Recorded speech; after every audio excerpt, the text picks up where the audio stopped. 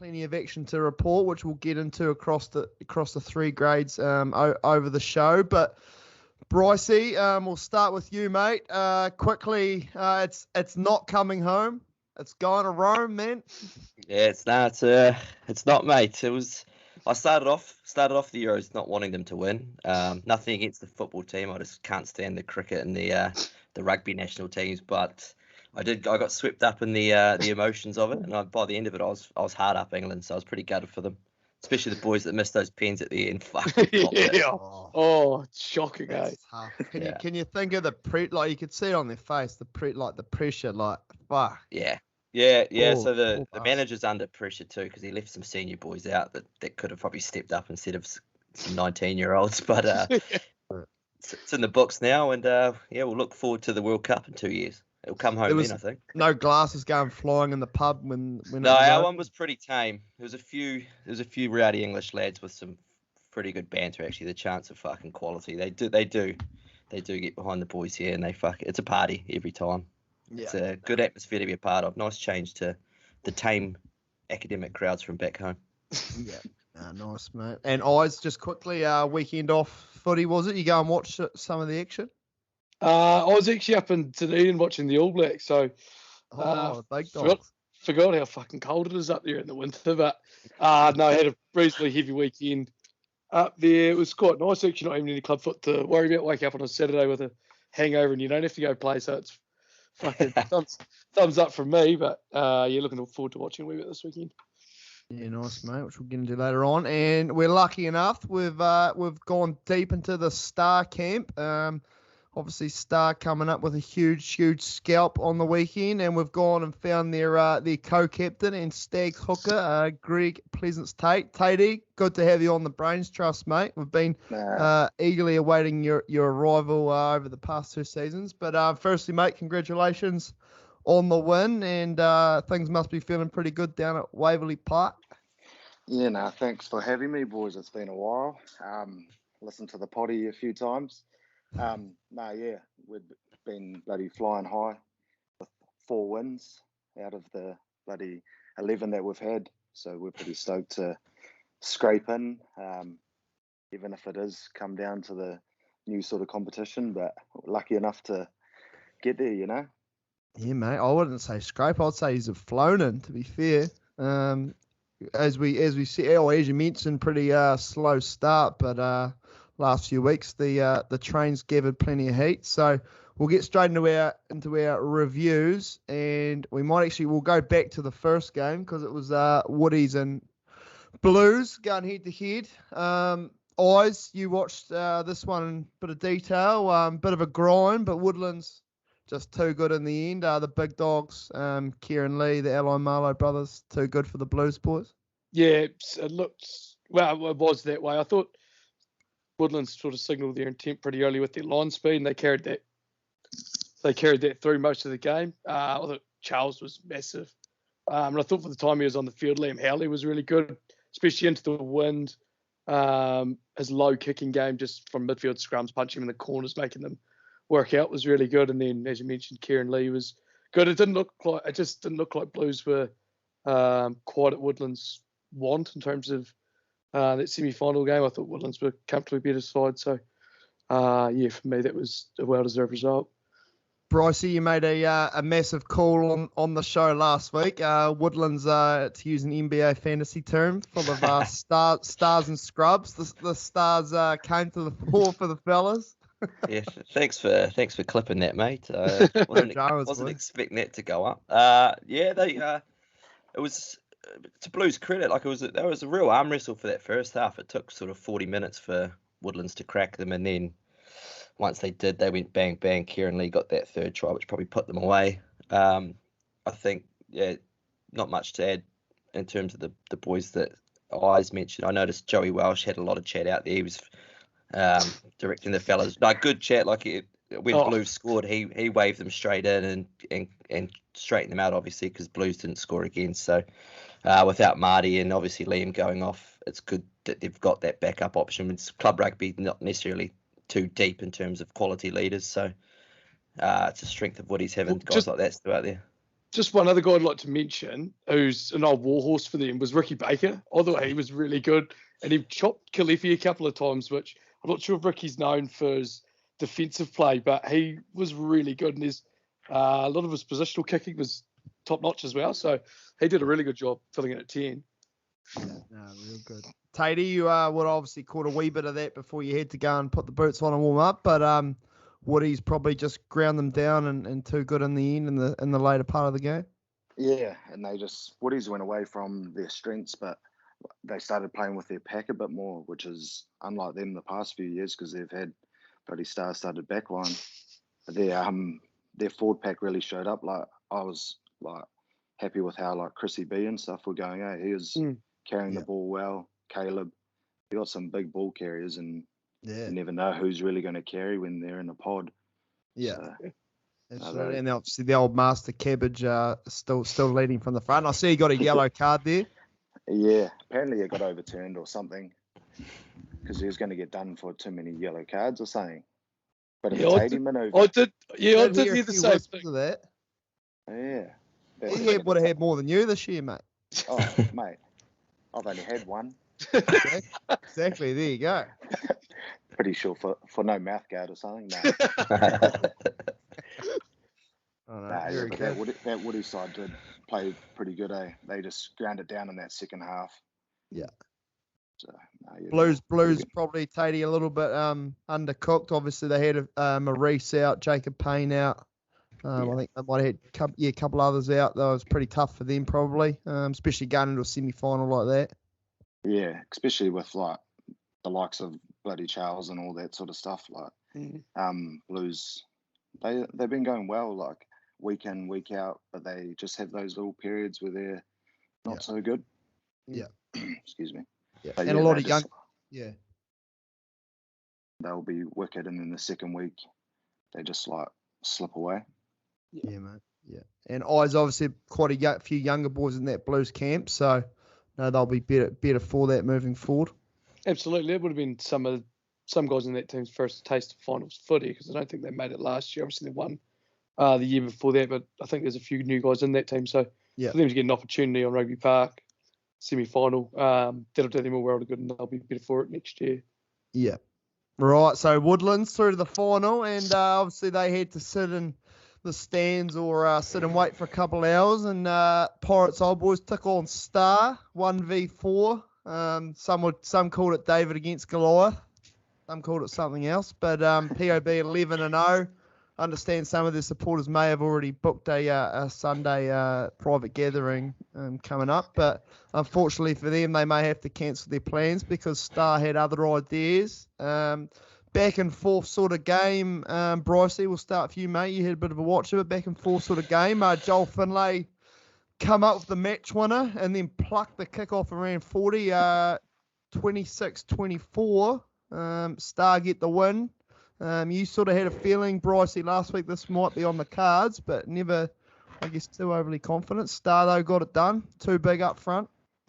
Yeah, mate, I won't claim to have picked Star. I did pick Pod, but I did say if it did get tight, give me Star, just with the experience that they had in those sort of situations in finals games. But yeah, it was a great game. It was a good game. Right from the kickoff, I think Pod they Joshy Morrell ripped straight through Star, and it looked like it could be business as usual as the rest of the season had gone. But I think a bit of an early changing point was they made another big breakdown there, and GD took a quick tap and shifted it wide, and Joshy got it again. It was in quite a bit of space, but the ball just didn't go to hand, and then from there, Star penalty, I think, upfield, and then they scored. So through the experience there, I was Geordie and Edge combining. So it was good to weather that early storm from Star, and then they needed to. I think they needed to get it into an arm wrestle just to suit their strength, and they did. I thought Edge. I know you were a big fan of Popey Eyes, but I thought Edge controlled the tempo really well from the base of the ruck. Just he had the pods kind of set up early, but he didn't necessarily give it to them straight away because that perhaps played into the fast speed of what Pod wanted, and I thought he was outstanding. And then Capel in the pack too was super aggressive. We said that off air too. He was trying to. He was definitely niggling quite a lot, which is good. I rate it big time. Yeah, fuck, mate, that's the best analysis I think I've heard you all give all Yeah, year, that's Bryce. what happens when you watch a game.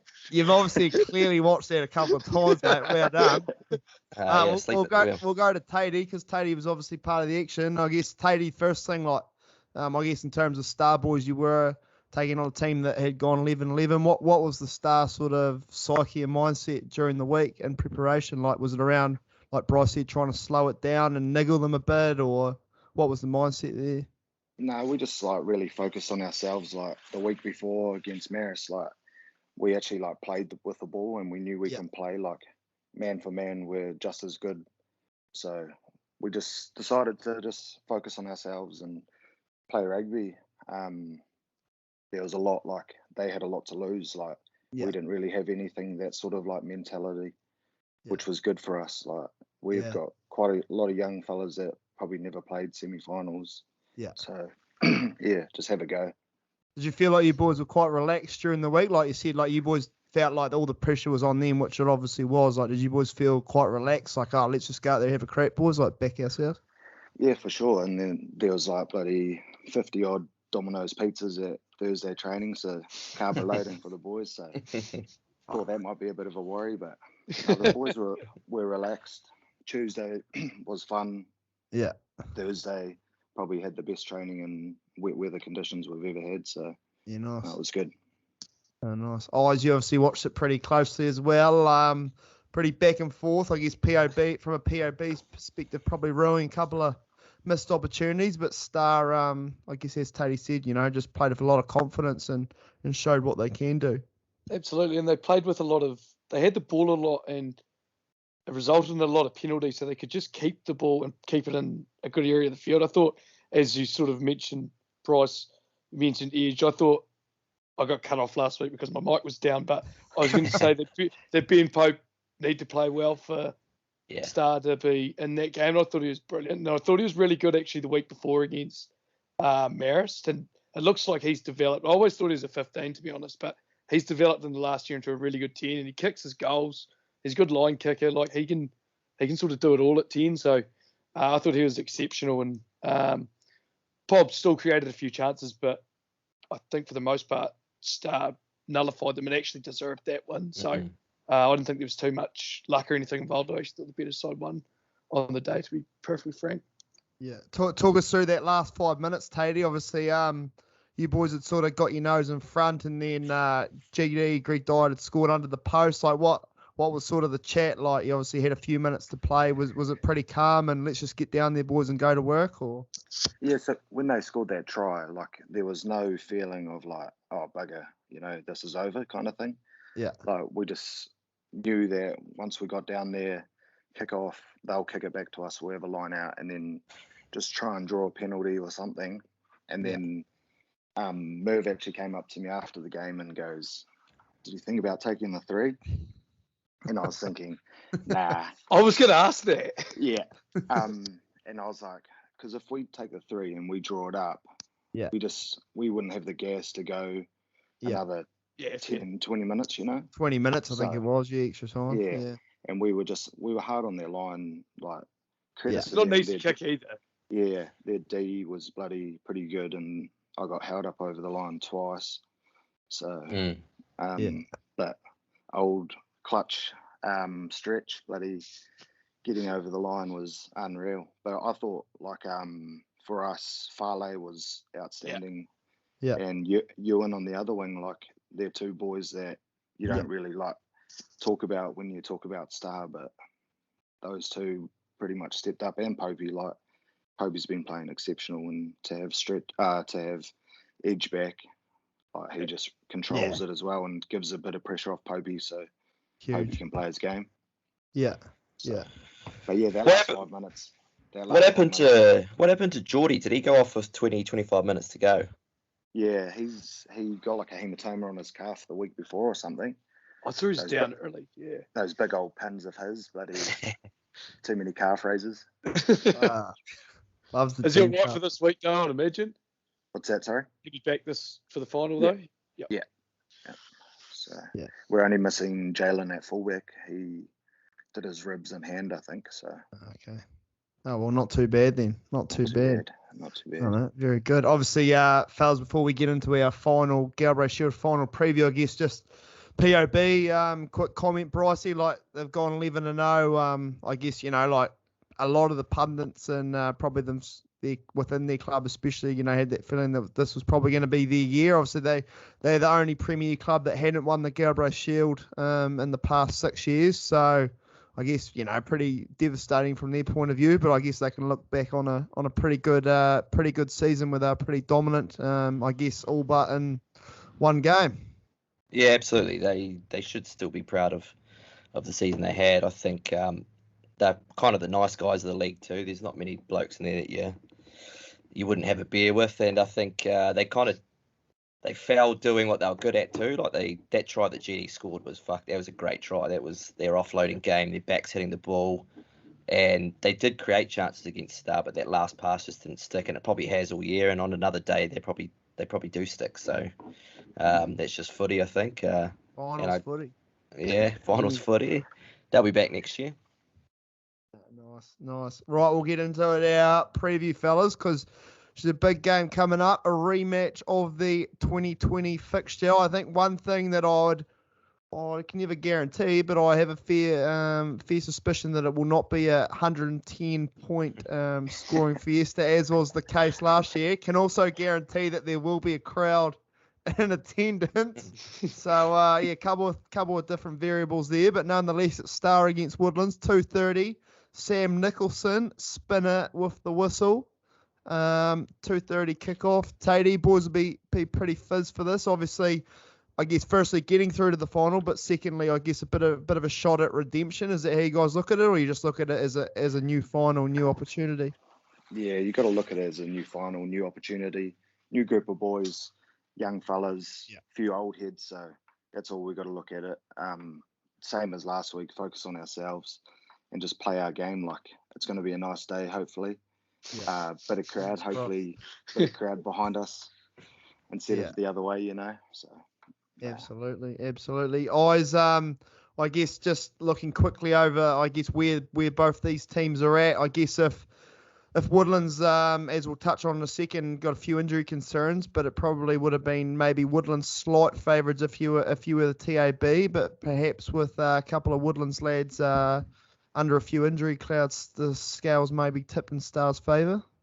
Yeah, I think even before those injuries, I would have been pretty keen on Star, to be honest, as if I was a betting man. I mean, it will dictate a lot of things, the team that gets lined up by Woodlands, but as Tatey sort of alluded to, as long as Star are concentrating on themselves, that sort of thing will look after itself.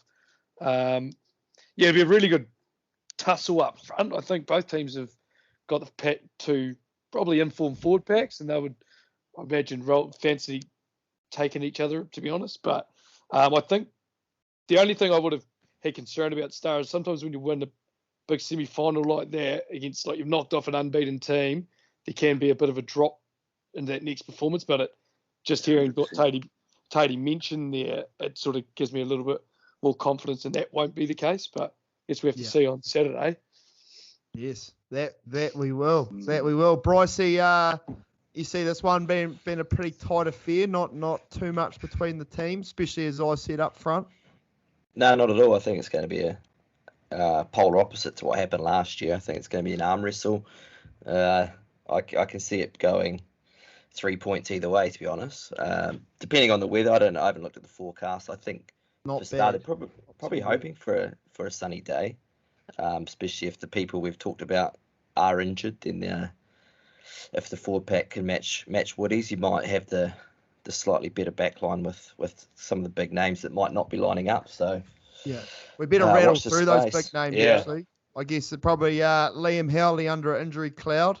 Bit of an injury he picked up in the game, so whether he lines up, we'll wait to see. But Solomon Alai Marlow also possibly under a wee injury cloud. So I guess Tatey, I guess in terms of you guys, I'm sure, like you said, you focus on yourselves. But if Liam and Solomon were to miss the game, I guess that definitely, I guess, in the backs department does help you guys in the regard that they're two quality players that are potentially game winners, not there perhaps.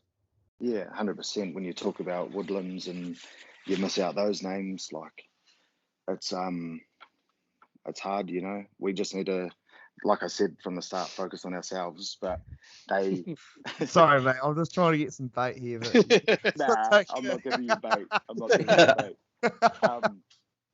Nah, but like you can't really treat it like you want those guys to play because you want to play against the best people in the Galbraith final. Yeah. So, but like it's good that they're not playing. Like fuck, back yourself. I know you said it's a new final in there, but the opportunity to, I guess, write last year's result must be, for the guys who played in it, must be a little bit of added incentive. Like I don't know, it wasn't the prettiest sight for you boys last year, so to get an opportunity to write that, and I don't know if a few weeks ago they would have thought that the opportunity to have this rematch would have been there, So I guess there'd be a little bit of added motivation from that camp. You don't have to say so, but and boys like privately, Geordie, Yeah, Geordie's piped up about it a bit. Like, it was pretty disappointing to lose like that. Like, people that was on bloody Sky Sport, everything. You're getting messages and stuff like that. It's pretty embarrassing. So it still lives with me a bit. But and you're always going to take that into a final and stuff like that. Oh, definitely. Like any little bit of edge that you can take to G up the boys, you're going to take it, aren't you?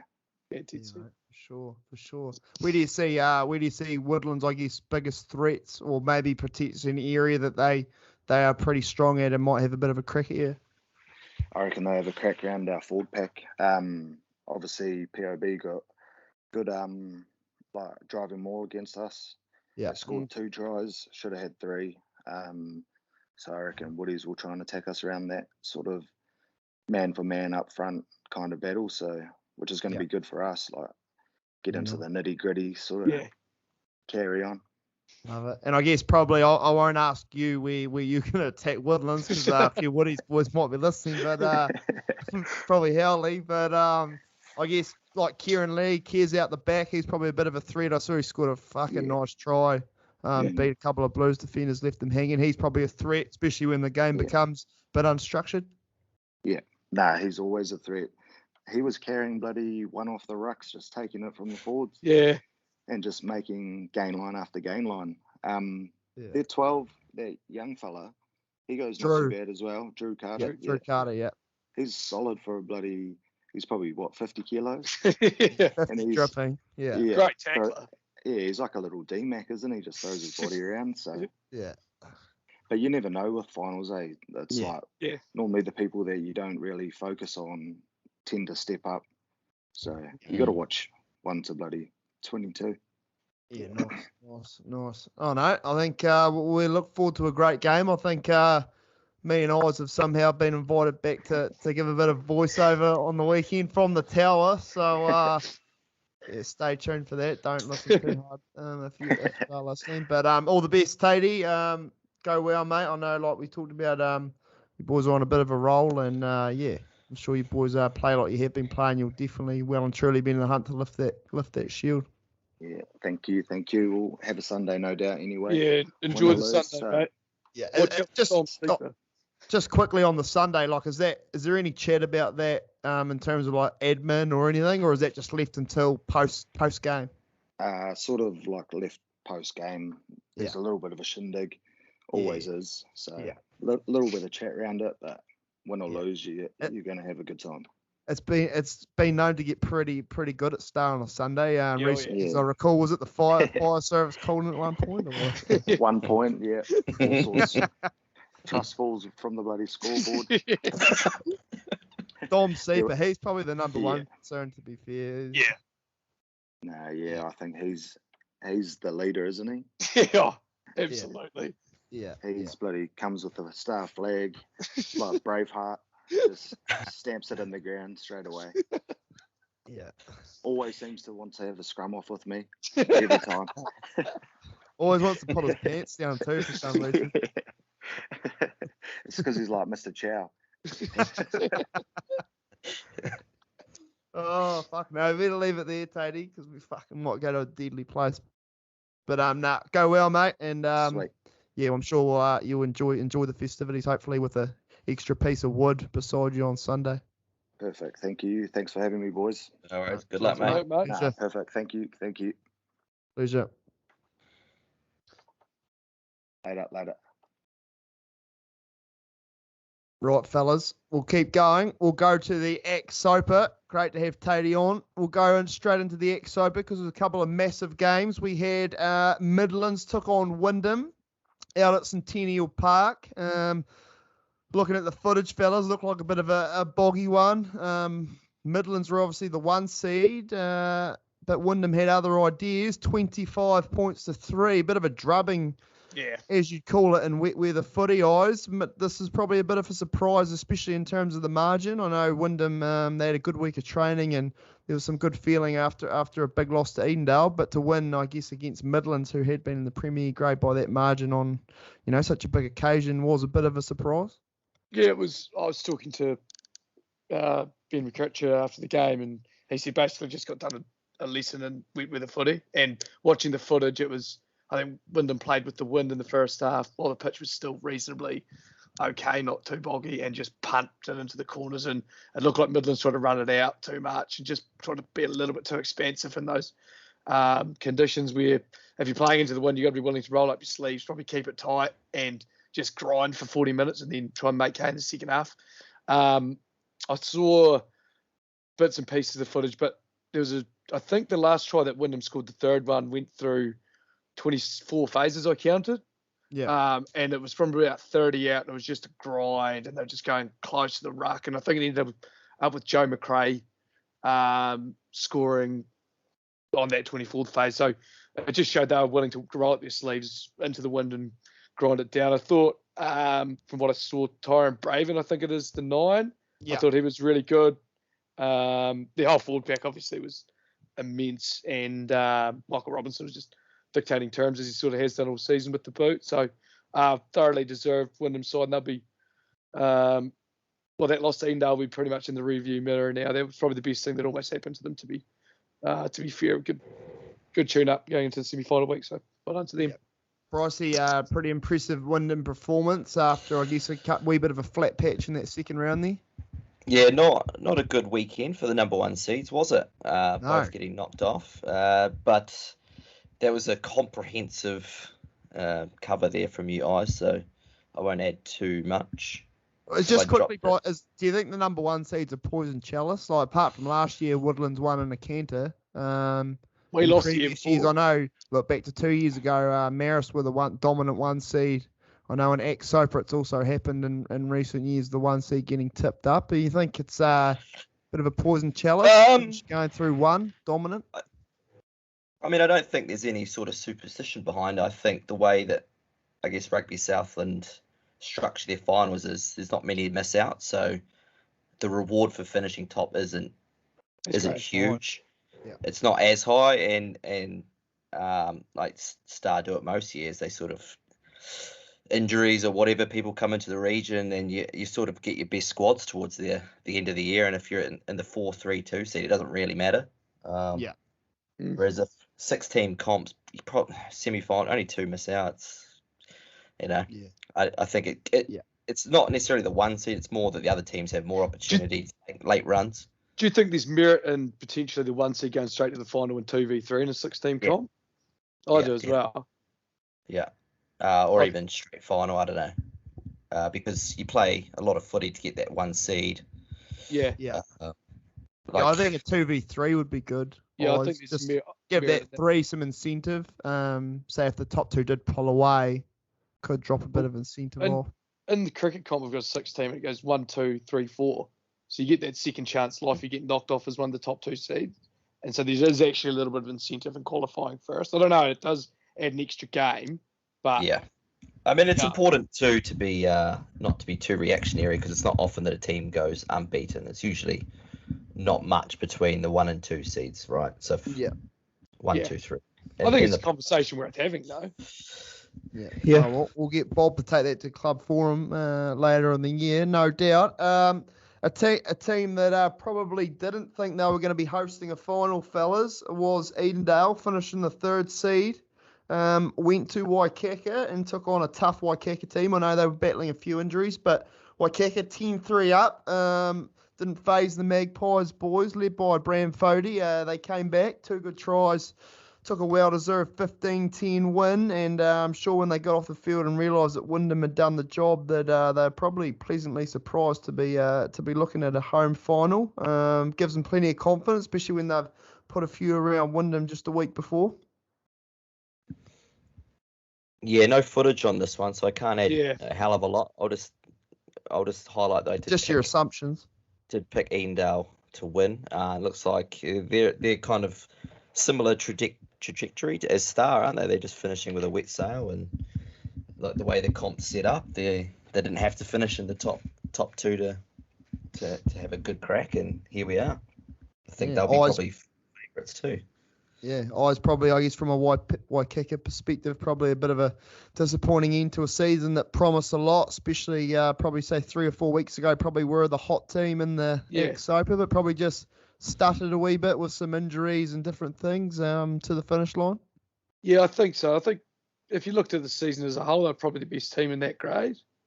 I think as an overall product, I think they'd be the most consistent team, and to lose a home semi-final, they'd be pretty disappointed about it.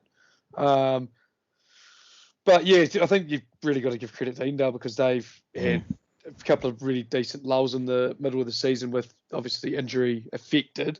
But to bounce back like they have in the last 3 weeks is a real credit to their club. So to be hosting a final is pretty good reward for that club in third battle of the bridge. Yeah. Speaking of the final, fellas, we'll get straight into a bit of a quick preview. I guess first thing is, Edendale, Wyndham, third time they're going to be playing this year, the Battle of the Bridge, the Battle of the Gaza Strip, as they call it. It's going to be an absolute doozy. The battle lines will be drawn either side. I'm sure draw a massive crowd. The scene is set. Early predictions in terms of a result and where it might go. Yeah, be interesting. Based off Eyes' expert analysis on sort of Wyndham's control in the forward pack, 24 phases, that kind of stuff, and matching it with Midlands, who don't have a slouch of a pack at all, I'm going to tip Wyndham, my second, fourth seed of the night, to just control the middle part of the field. And if it was on Rugby Park, I'd lean Endale, but just on that country track with it being a bit boggy, I think the better forward pack might come out on top here, rather than the backs, the exciting backs. So I'm going to tip Wyndham unders, obviously. Wyndham by 5. Do you think they win it? Yeah, you think they win it middle of the field, win it up front, hold position? Yeah, I don't think they'll be shifting it into those 15s too much. I think they'll take the same approach to what they did with Midlands. And their short kicking game was impressive too. I didn't get a chance too much to talk about that. Was the 2 tries they just forced Midlands into the air. I think Joey Robbins, I don't even know why he was the one back there, but he missed back there. And that was unlucky. It was unlucky. Like, he did really well to be there. And then the second try was another grubber that went through that just wasn't controlled. So if they front up and control, turn Edendale around and force them to run it out, I think they've probably nailed the blueprint against Midlands. If they can just replicate that, I think we'll see another upset. Oz, where you leaning for this one, mate? This is pretty tough to call. Yeah, it is. I'll take Edendale on the back of, I think they're playing better footy, and if the weather's, I'd hate to say it just because it seems like a bit of a cop out, but if the weather's in their favour and the track stays okay, as you see the 15s are okay, I think they'll be good enough to beat them. I think they've got enough firepower. It's going to come down to, if it's anything like it's out at Midlands on Saturday, I think they'd find it pretty difficult. But as you said, with the forecast coming and track being okay, I think they'll have enough points in them. And I don't think Wyndham are the kind of team that'll rip them apart in terms of they haven't had many big scores this year, Wyndham. So I think Edendale got more points than them. I think they'll have enough on Saturday. So I'll take Edendale under, sorry. Yeah. I guess just important to note, these two teams have played twice so far in 2021. As you might have seen on the Brains Trust Instagram, the first time round, Michael Robinson got it done with a drop goal to break a deadlock in round 1. And round 2, just a couple of weeks ago, it was Edendale with a pretty commanding and surprising 44-7 win. So honours are shared. As you said, Edendale probably got a few more points than them. But as Bryce said, I guess if Wyndham can keep it in the middle of the field and just go to work, it might make it interesting. So no doubt be a great game of rugby. Probably a shame that it's not being live streamed in some form. Yeah. I'm sure it would have drawn a big old following. How much, just on a slight different note, Scotty, emphasis would you put on, from a Wyndham point of view mainly, and Edendale, I suppose, that throughout the game 2 weeks ago, did mention it at all, or is that just something you chuck out completely because it was a bit of an anomaly? I think from an Edendale perspective, you're probably taking a lot of confidence out of that. Yeah. I'd say from a Wyndham perspective, you're probably not reading anything into that. I know that they did have a couple of backs sit that game out, especially Michael Robinson. So I guess, you take out of that what you want, really. I'm sure Wyndham won't be taking anything out of it because they got their pants probably pulled down that day. So I guess. How many times has the Soper form book turned around and just ripped the fingers at us though? Like it's. Oh, both years of the podcast basically, and I imagine that's been going every on week. For 15 years. You can't pick every it, week. Every week. It's good though. Yeah, it is good. Yeah, if 2 4 seeds get up and win the trophies, that'll be interesting too. That'll kind of fuck your 1 to 3 theory. I think guys like they'd argue that we've just won the comp, so we wouldn't make the finals if we change the structure. Yeah, and the thing is, I don't really have an answer for that. So, yeah, you're right. Correct. Rightio. Nonetheless, give me a great game of footy. Right, we'll go to the Gerald. What's your pick? Yeah, you can't sit on the fence. I know these are your 2 favourite teams, but you can't fucking. I'm going extra time. But after Yes, I actually have a feeling this game's going to go to extra time. I don't know why, but I had a feeling today that sit firmly on the fence. You fucking. But no, hold on. Bro, I'm getting there. Spine, One mate. team's going to win an extra time. It's going to be. I'm going to have to go Wyndham Just. I can't believe you didn't pick Edendale. I'm hating my Edendale, but I'm picking extra time with a Wyndham win with a Wyndham penalty. Exactly. There you go. But we'll watch the space. I think they're going 100 minutes. We'll see. Right, we'll go to the Gerald Dermody. Couple of big results there. Matoda, too good for Pioneer, 27-12. That one was per the form book, fellas. Matoda just, I guess, staking their stake in the ground for that home final. Pioneer, obviously, by all accounts, put up a pretty good fight, and there wasn't too much in it for a long period, but Matoda just pulling away when it mattered. Yeah, I don't think that, as you mentioned, it was pretty much to the form book, wasn't it?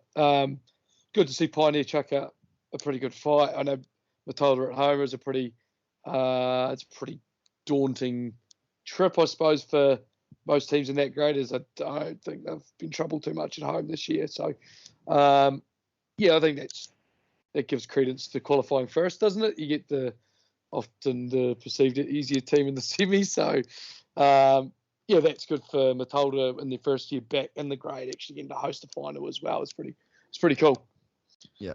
Brycey, just a quick comment on the Matoda season. Like I said, year off due to COVID, couldn't quite get the team together, but they're back with a bang. And looking to finish, I guess, with a bit of silverware.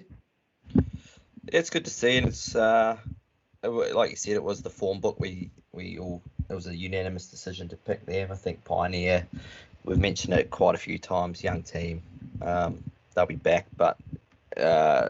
For Matilda, it's really good to see. It'll be interesting to see if they can build on that next year, no matter what happens in the final, because I'm assuming they'll do the same sort of thing next year, Scotty, where they all go in together and then they'll split again into the 2 divisions. So I think the key for them is not to stop at the final, try and make that step up and get into the act next year. Yeah, nice. Speaking of final, they have to have an opponent, and Collegiate made the trip to Mosburn, and another probably upset, fellas, against the form book.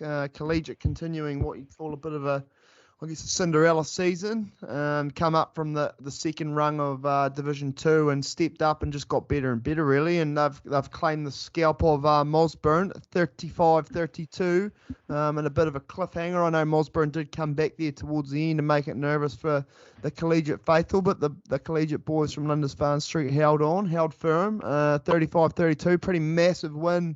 To be fair, Oz, I know you're a big fan of the Mozzie boys. Bit of an upset, this one. Yeah, I think it is, but it probably isn't really when you look at the scheme of things how much collegiates improved over the year, and they have actually been.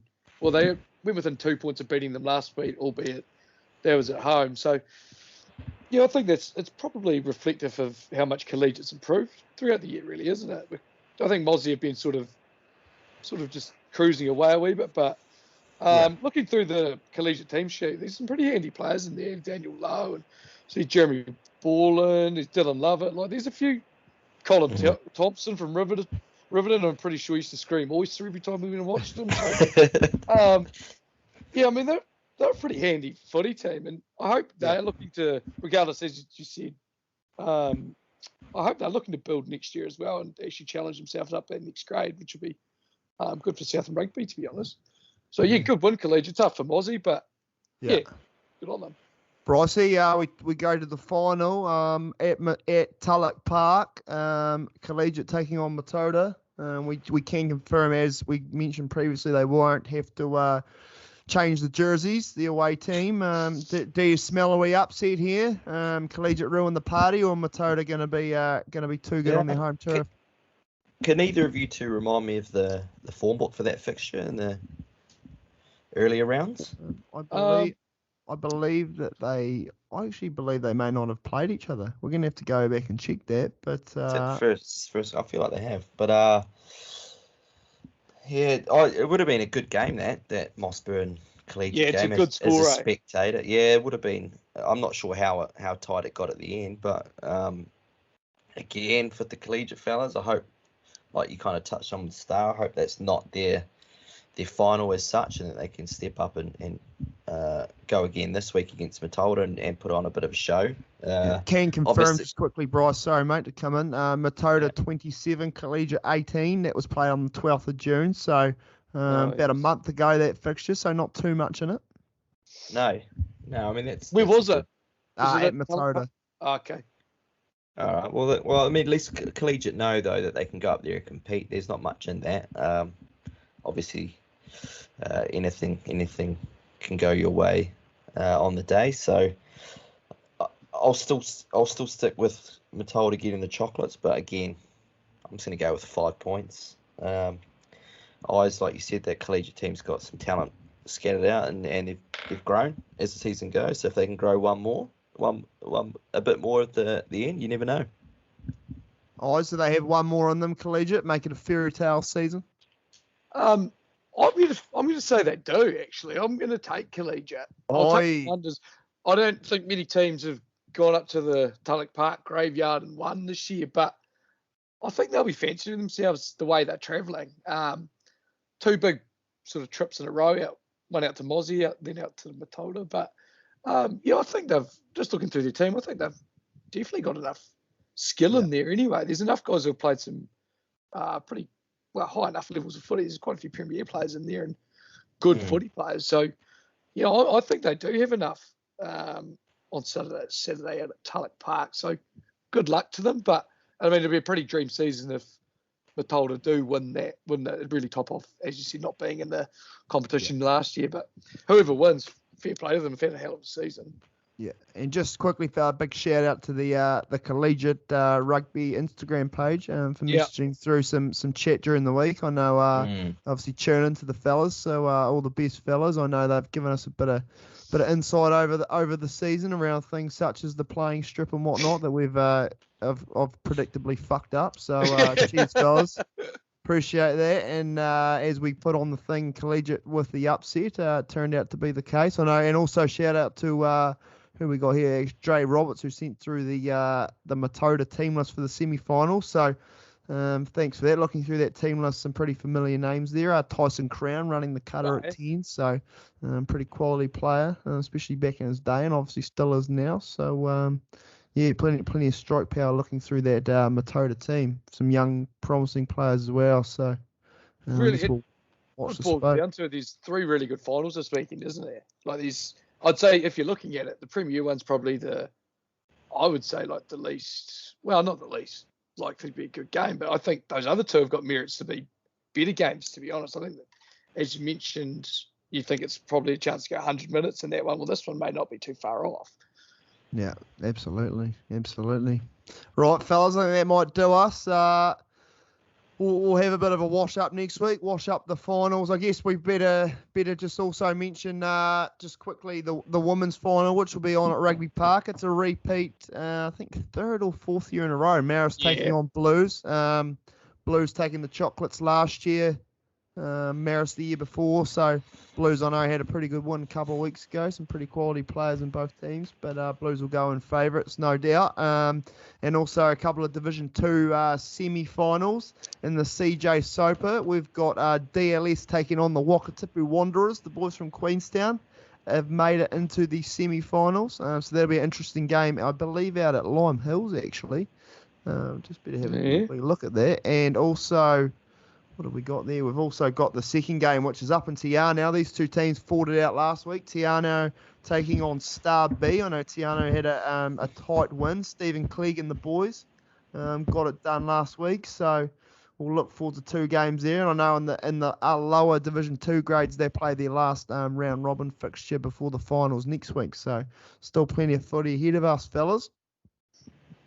Yeah, it's good that they get another, I guess. They had a week off during, was it Queen's birthday, to get that finish a bit later. And it's probably not necessarily a bad thing to have all the finals on one weekend. If I don't know, you got mates in any of the 2 finals that you want to go watch. Fuck, Sweden might draw a bigger crowd than having it all on one day. But yeah, I think just on the women's final, I think from what I saw on after our Sunday last weekend, watching Blues.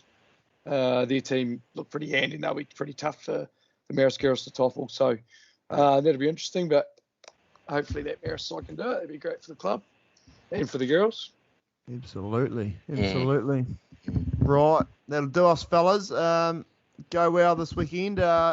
Seems like myself and Eyes will be in commentary on the Rugby Southland page. So if you have your ears that can bear listening to 80 minutes of pain in the women's and the men's finals, tune in. And probably might Skype Bryce in for a couple of sideline comments via... I remember I tuned in for last year's final, actually, about 4 a.m. And one of the early comments come through compared one of yours to Phil Kearns. Like, you guys take that feedback on and strive for better? Or? To be fair, it actually was pretty difficult in the Galbraith final because you try not to be too rough, but it was getting a bit out of hand in terms of scoreboard. Like it made it a little bit difficult to stay positive. But I'm no doubt this year will be a far better game. A few big moments to call this year, I reckon. Yeah, I reckon. Yeah, a few big moments. Better get the Nisbo going. Right, cheers, fellas. We'll be back next week to wash up all the finals. No worries. Good luck.